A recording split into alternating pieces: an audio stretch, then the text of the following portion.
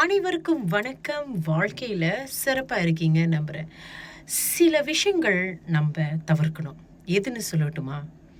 இப்ப நீங்க கோயிலுக்கு போறீங்க. கோயில்ல உங்களுக்கு ஒரு பிரசாதம் கிடைக்குது. ஆனா மத்தவங்களுக்கு ஒரு பிரசாதம் கிடைக்கல. தயவு செய்து அவங்க கிட்ட போய் சொல்லாதீங்க. "ஓ! நீங்க அந்த பிரசாதத்த மிஸ் பண்ணிட்டீங்க. அந்த டஷன மிஸ் பண்ணிட்டீங்க. நீங்க இத மிஸ் பண்ணிட்டீங்க.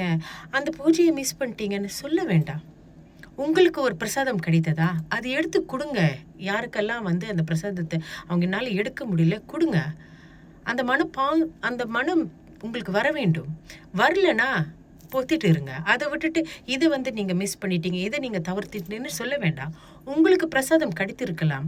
ஆனா, அந்த மத்தவங்களுக்கு இறைவனோட தரிசனமே கிடைக்கும். கிடைத்து இருக்கலாம். கடவுள் எல்லாத்துக்கும் ஃபேர் தாங்க. சரியா? உங்களுக்கு ஒரு விஷயத்த கிடைத்ததுனால, மத்தவங்க கிட்ட ஓஹோ! உங்களுக்கு கிடைக்கலன்னு தயவு செய்து அது இழுத்து அவங்கள நோகடிக்க வேண்டாம். தெரிந்தும் தெரியாமலும். சரியா? இன்னொன்னு விஷயம் என்னன்னா, உங்களுக்கு ஒரு சில விஷயம் ஒண்ணு தெரியுதா? நீங்களும் பகிர்ந்துக்கோங்க. மத்தவங்களும் பகிர்ந்துக்க விடுங்க. சரியா? உங்களோட பாயிண்ட் தான் பெரிய பாயிண்ட்டுன்னு நீங்க ரொம்ப அது பெருமிதப்படுத்திக்க வேண்டாம். எல்லாருக்கும் வாழ்க்கை என்பது ஒரு காயின்னு சொல்லுவாங்க. 2 பக்கமும் இருக்கு. 2 பக்கம் பார்க்கிறவன் தான் மனிதன். 2 பக்கம் பார்க்குறவங்க தான் வெற்றியாளர்ன்னு சொல்லுவாங்க.